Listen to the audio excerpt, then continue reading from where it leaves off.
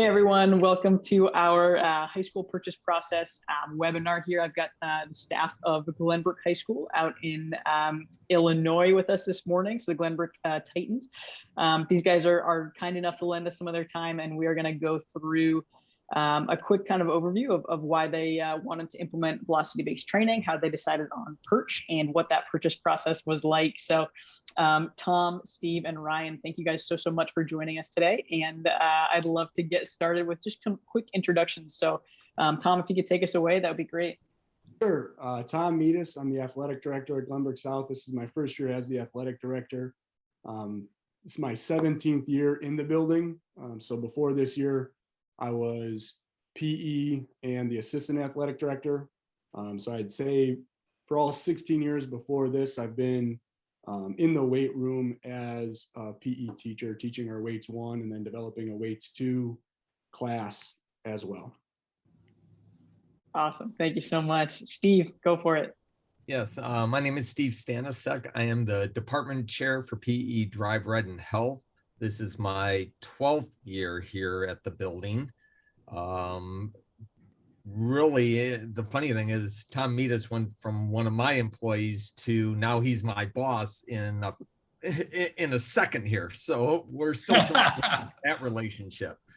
But we've implemented we've made quite a few changes within our strength development. Not only through our weights 1 and weights 2 programs, but throughout our entire department, starting from the freshman level all the way through juniors and seniors. Awesome. That's great. Ryan, go for it.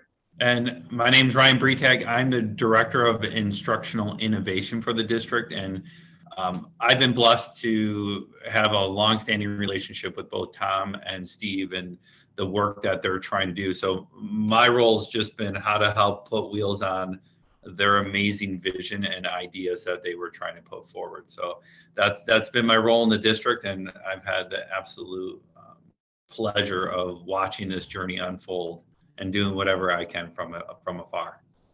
That's awesome. Cool. Well, again, thank you guys so much for joining us. I appreciate it. And Glenbrook South, correct? I want to make sure that I clarified that as well. So Glenbrook South Titans staff, again, you guys, thank you so much for joining us. I wanted to kind of start high level here, and I'd love to kind of hear Tom and Ryan, you guys talk a little bit about how you learned about velocity-based training and why you really thought it was kind of worth implementing at Glenbrook South and for your student athletes as well. All right, I'll start. So I was a football coach and wrestling coach for the years that I've been here. So played football in college, been in the weight room, a lot. So being able to go from an athlete to a coach and teaching weights in the curriculum, I think it's just evolved over the years, and you're always trying to learn new things, and whether it's the programming piece.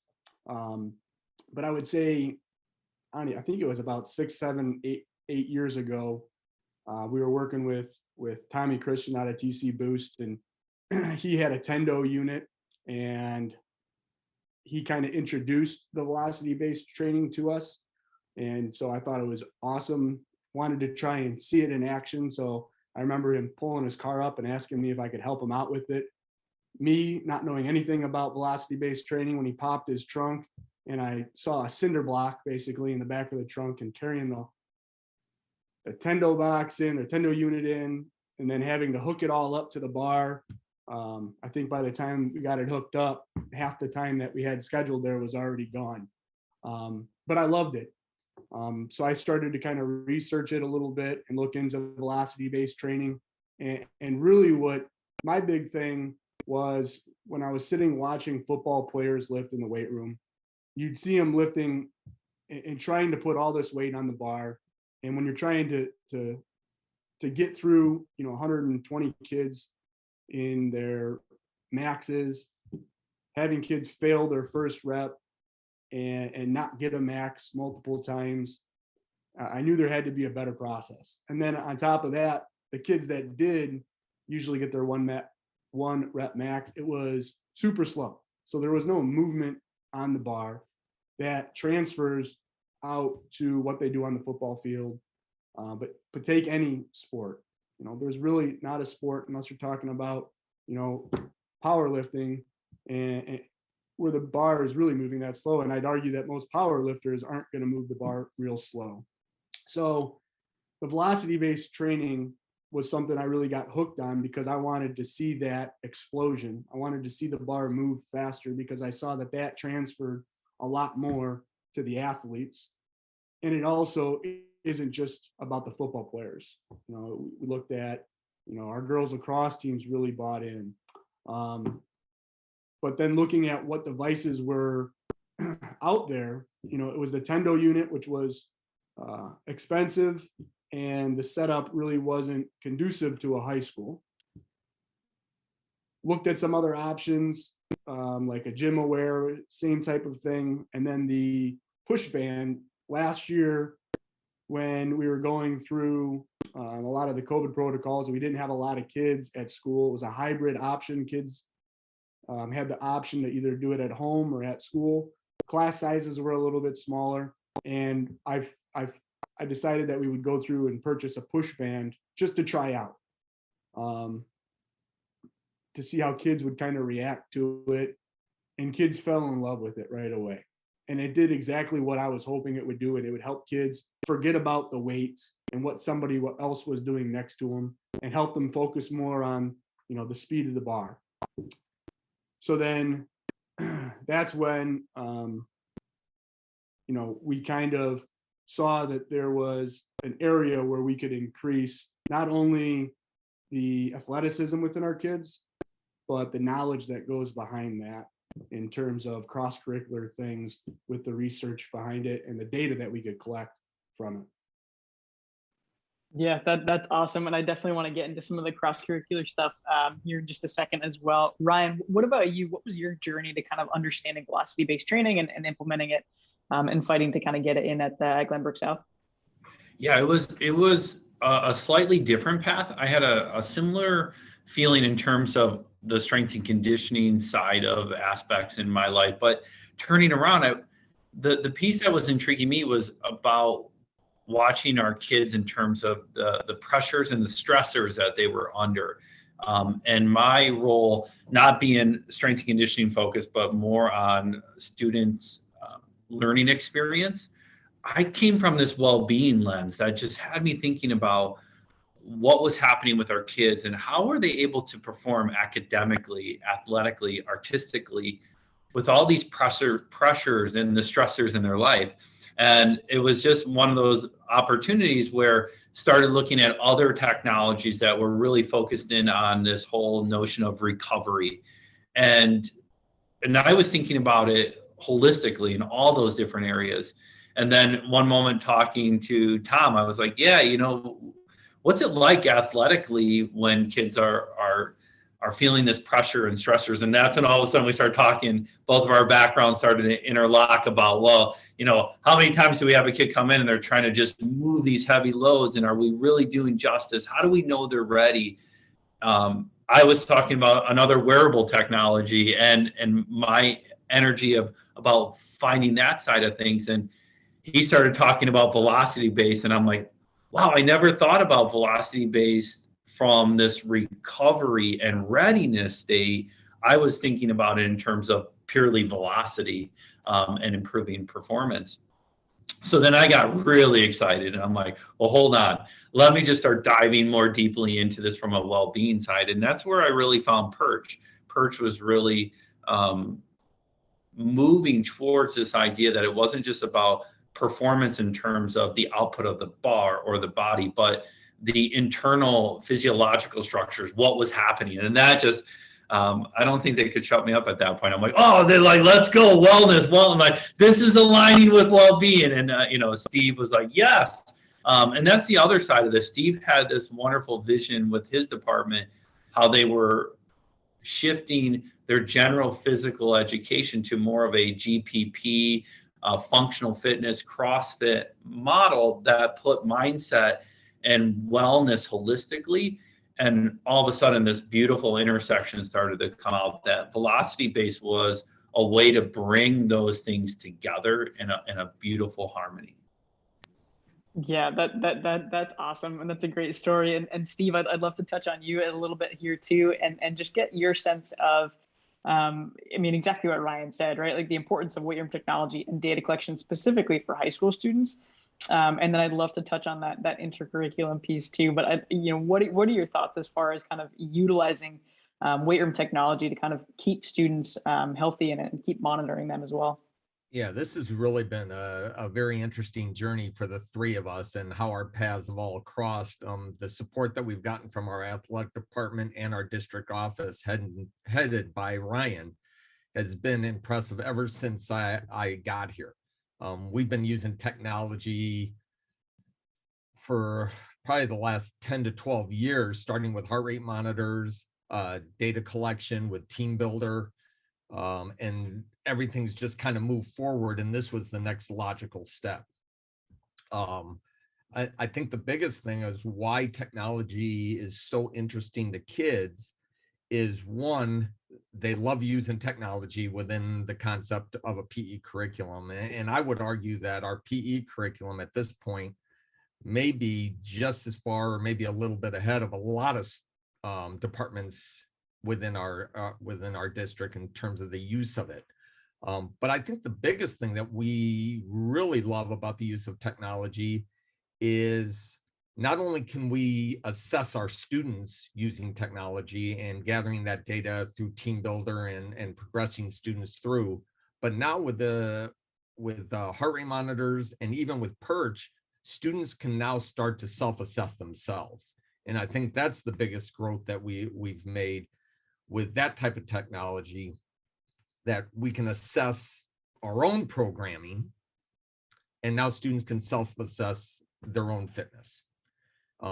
And once we made that leap from kind of a general fitness through the PE department to more of a strength and conditioning, functional fitness movement, I think all of this is just kind of rolled together, and it's really come to a wonderful conclusion.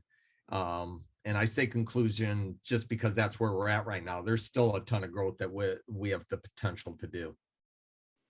Yeah, I mean, and that's great, and it's really wonderful to kind of hear how you guys all wove your departments together to kind of make this cohesive and kind of comprehensive overview of student wellness in general.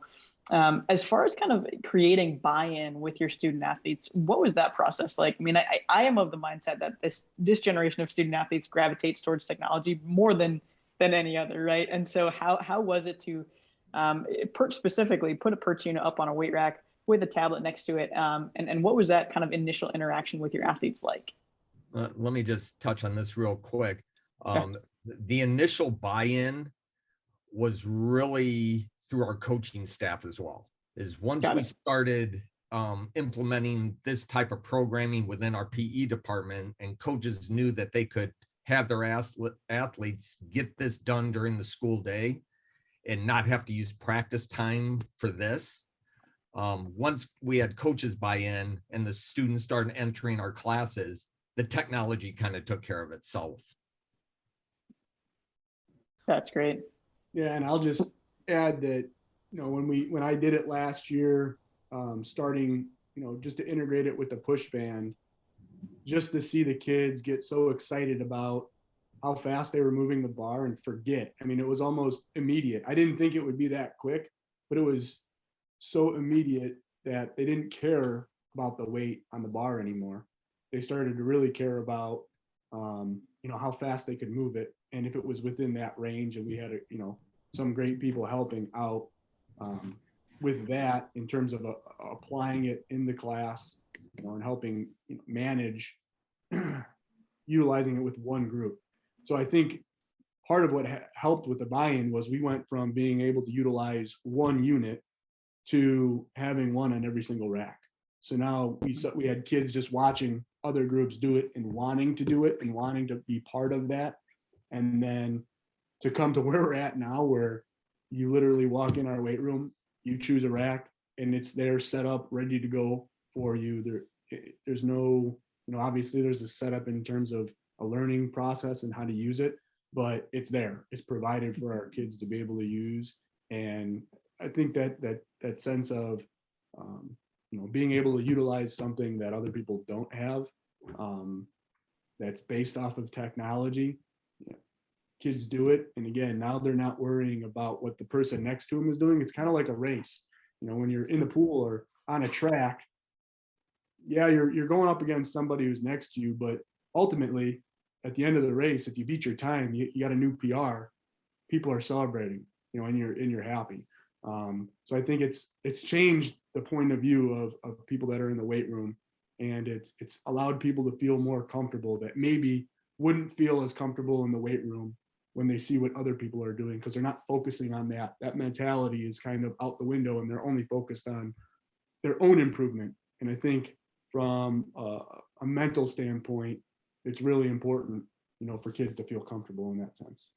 Yeah, absolutely. It just has the ability to kind of level the playing field. There's so much of a wide range of development between a freshman athlete and a senior athlete, and to be able to eliminate some component of competition, but add that layer of intent and other, competitive atmosphere as well, I'm sure is excellent to see. Quick question here, Tom. You mentioned push bands, you mentioned Tendo units. I got to get to it. What made you think that Perch, made you believe that Perch was the right solution for you? Well, I'll let Ryan follow with this one in terms of, where he learned about it. Because when we started talking, and this is where all our paths kind of crossed, and I was telling him what I knew about VBT, what I'd love to see happen. And I remember him saying one time, like, well, have you ever heard of Perch? And I was like, never heard of it. He said, you got to check it out. So I'm pretty sure he sent me the link, and I watched the TED Talk, and I was like, wow, this is awesome. This is exactly what I want, and in my dream, it would be a Perch, every single rack. And then in reality, I was thinking, ain't gonna ever happen. But it's a great dream. Knowing the cost of just looking into the other things. I never looked into the Perch in terms of how much is it, stuff like that. I was thinking about, I can't remember, there's another one that I think Northwestern uses. I looked into that one. It might be the Gym Aware. But you're still talking about hooking things up, and it just, in my mind at that point, it just I never really thought it would happen. And luckily enough, we've got someone, like Ryan in our district that is willing to take the time to actually dive into it and break it down and look at, the cost effective, aspect of some of these things. And, and he really put in all the legwork. I feel like, and Steve knows this, I say it all the time, I'm an idea guy. I can throw things out. I've got some great ideas, but to have someone actually take those ideas, from the cloud and put them in the dirt and water it, and to be at where we're at right now. I mean, it still, to me, kind of seems a little bit like a dream. And I don't think our kids understand that yet, but being able to be a 14 to 18-year-old kid walking into a weight room, that some colleges don't even have, it's really unbelievable. Yeah, absolutely. And I think that's one of the coolest things. And our mission obviously is to be able to get this tech into high schools so that, you guys can utilize it. I mean, I think I do want to touch on this too briefly. Like high school athletes, I mean, they're hormonal. They're so fluctuable, I guess, in so many different ways, right? And so to be able to utilize technology to help kind of monitor their readiness and fatigue on a day-to-day basis. And what does that mean for you guys to be able to do that and kind of train these athletes specifically to where they are on a daily basis?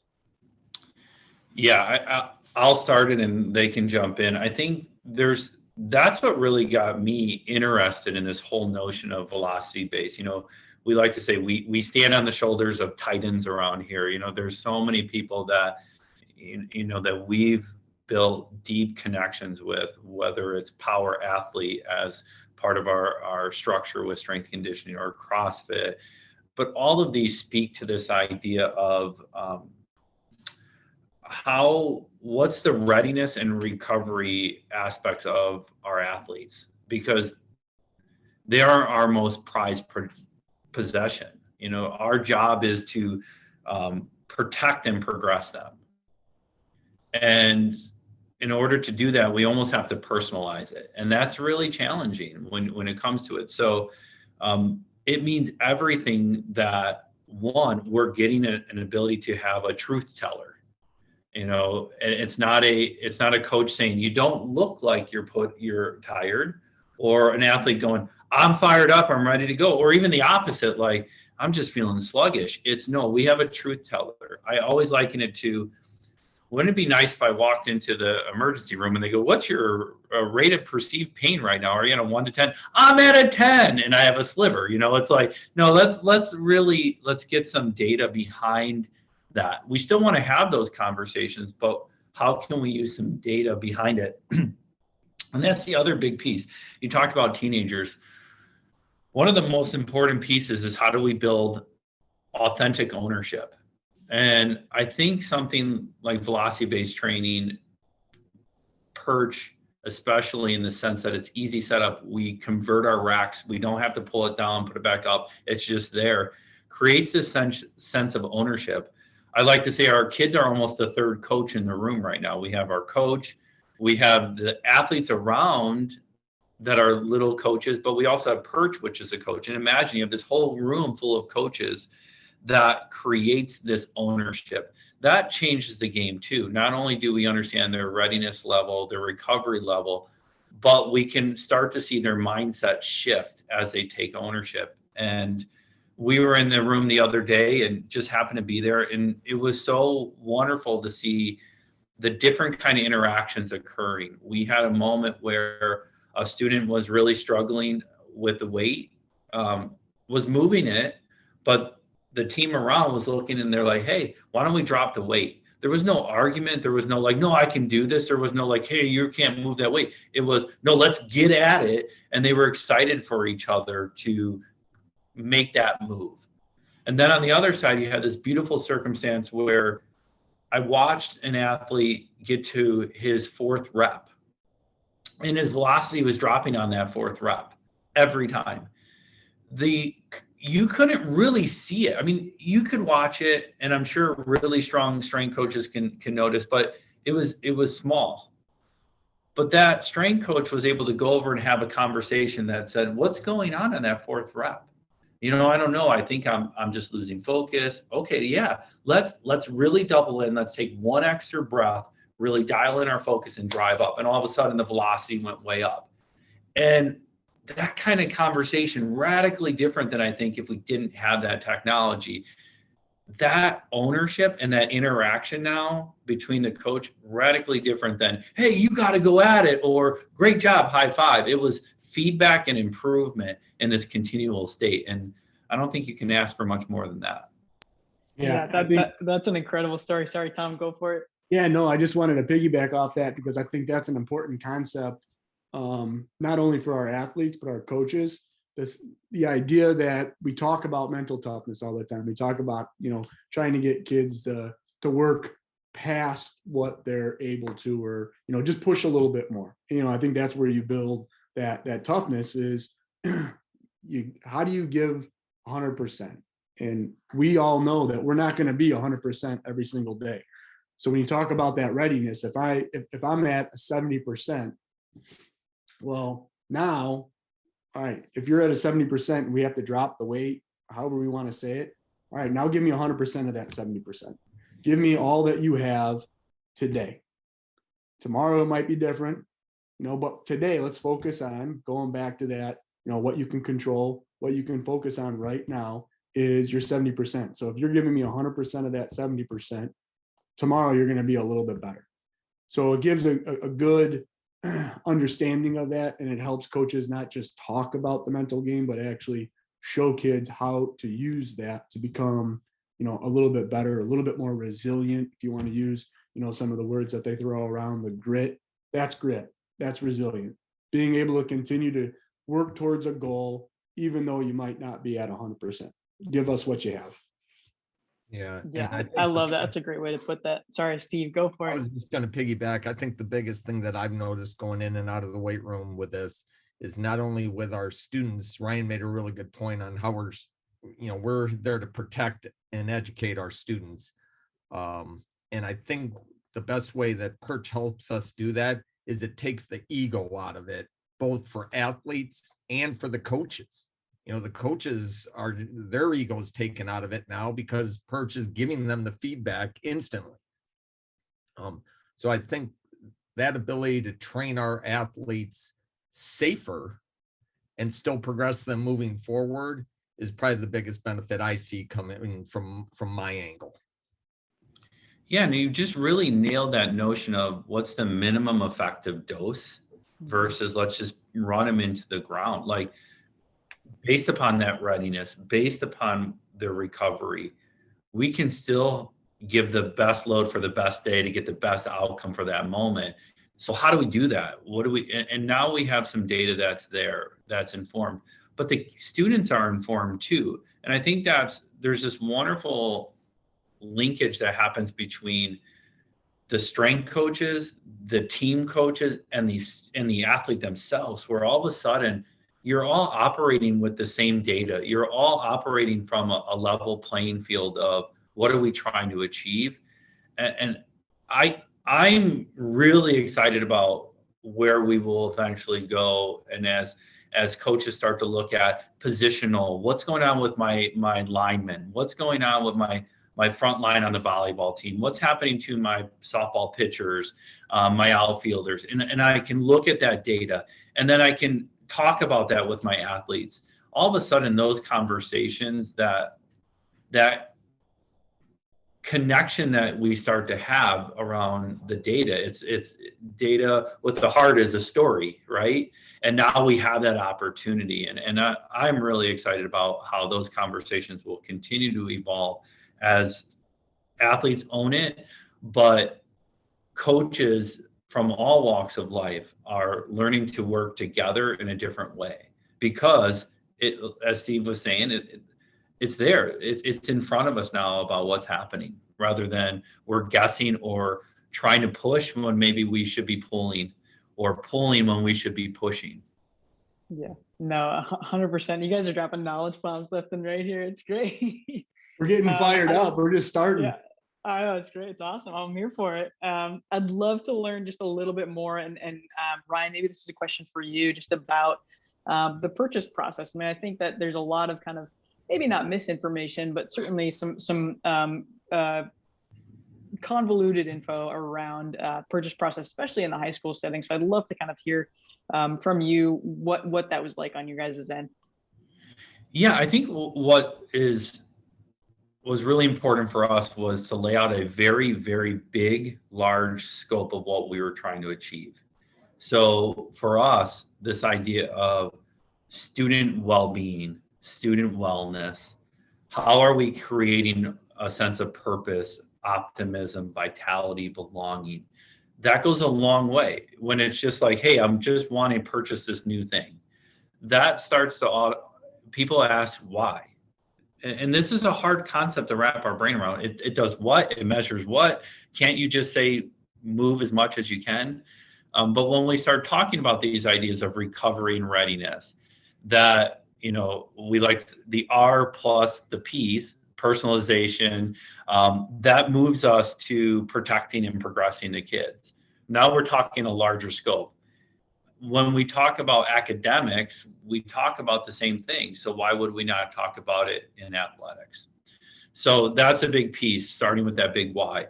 The other piece is when you start with that, you start to think about, where were we going to invest money? There's very few strength rooms or strength programs that I go to that's not thinking about, how do I get more tablets in the room? How do I get more big flat panels in the room? If you take a step back and say, what are we large scale trying to achieve? All of a sudden you start to realize, well, for all those additional iPads that I'm thinking about purchasing, I probably could outfit my entire place with Perch. And what's going to give me greater value right now? What are we trying to long-term achieve? And then that third piece, in terms of, one, we have our vision. Two, we started thinking about all the things we're trying to do. That third piece is, there's funding sources when we're tackling larger questions of the why.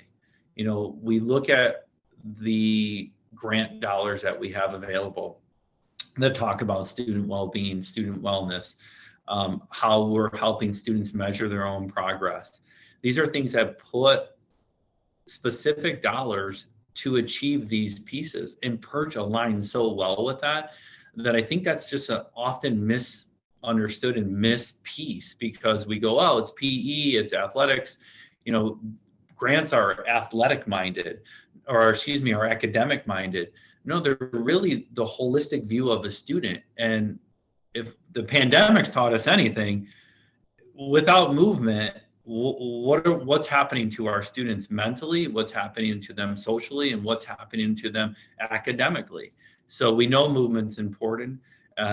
So look at the grants. So come up with the why, look at your holistic picture of what you're trying to do, lay out that big plan, and then 3, wrap in what are the funding sources that are not necessarily common to what you think, such as the grant dollars. And I think that's the process that gets people on the bus with you as you're building out that structure. I know Steve can speak on this from a facility revision but that came when it became a holistic curricular vision, and then all those pieces kind of flowed together. Yeah, that's awesome. I do want to throw a little plug in there too. So we do at Perch have some grant language as well. So if anyone in the high school setting is looking to integrate Perch and they need some help getting started with grants, we certainly have some of that information available. Well, I want to be cognizant of time. I really very much so appreciate you guys joining us today, and we can wrap it up here. But and anything else here? Again, you guys, thank you so much.